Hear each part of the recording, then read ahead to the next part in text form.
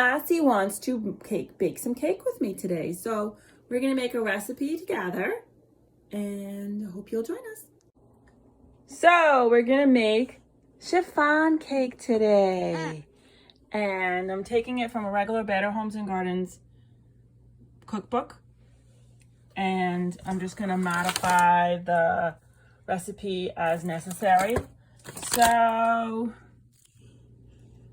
instead of the sugar, I'm gonna put in either xylitol or my favorite really I like better is monk fruit. And instead of water, I'm just gonna put in cashew milk because I think it's better. And I'm gonna skip the orange peels and the lemon peels and the cream of tartar. It's really not such necessary stuff. So here we go. So far, Dossie tried to help me separate some eggs. So we got a little yellow in here, but that's okay. And we have one more egg to crack. So actually, I really like there's like this little white thingy edges on the yolk attached to the yolk, and I like getting that stuff out because I find that actually see that little white thing there? That actually I feel like makes the eggs beat better. Like they get more snow kind of thing, more fluffy. So I like making sure that happens. Here, Dossie, I'm gonna put the yolk in here. That's our last yolk.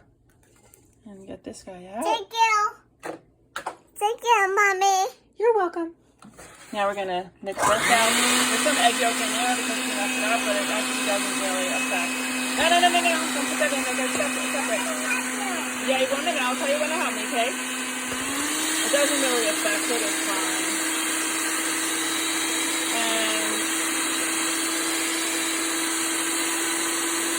And we're just about there.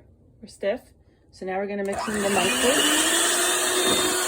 And you can use monk fruit or xylitol or whatever sugar substitute you use. Stevia base is better than Splenda.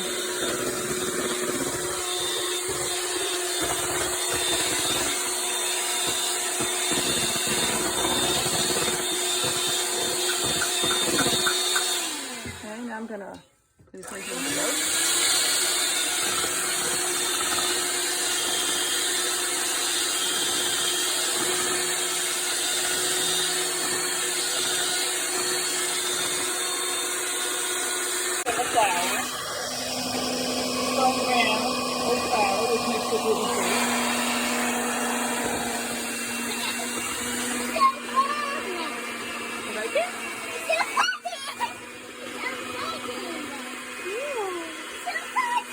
Yeah, the ball is spinning. The ball is turning. It's so funny.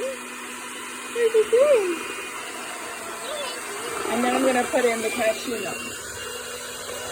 I'm just folding this in, so I'm mixing it pretty gently so that it doesn't lose all the snow and the egg whites. And then I have one more cup of flour I'm going to add in by hand, and then I'm going to pour it into my pan, and I'll show it to you when it's in the oven. Now my cake's ready to go in. I'm actually using a mini chiffon cake. I put it on 350. It says to cook it for 65 minutes. So I'm gonna leave it on time bake and I'll let you guys know how it turns out. We're ready. There's about 17 minutes left, but it kind of smells ready. So, and it looks ready. So I'm gonna take it out. And really a chiffon cake you're supposed to turn over on top of a bottle. But this is a mini one, so it's not gonna do that. But looks pretty good, smells yummy. It's like kind of hardish. It looks good. So what I usually do with chiffon cakes is I use the dull side of the knife and I scrape around here and get it off of the edges. And then I'm gonna flip it onto this plate. Stick the knife sort of like in between here and here, like I slide it in there so that I get it off of there without crumbling the whole cake. Did a little icing on it, and I let it drip over the sides. And it looks nice. I can't believe how normal it looks. For a sugar-free, gluten-free cake. It's a chiffon cake, amazing. And you can just melt a chocolate bar over it.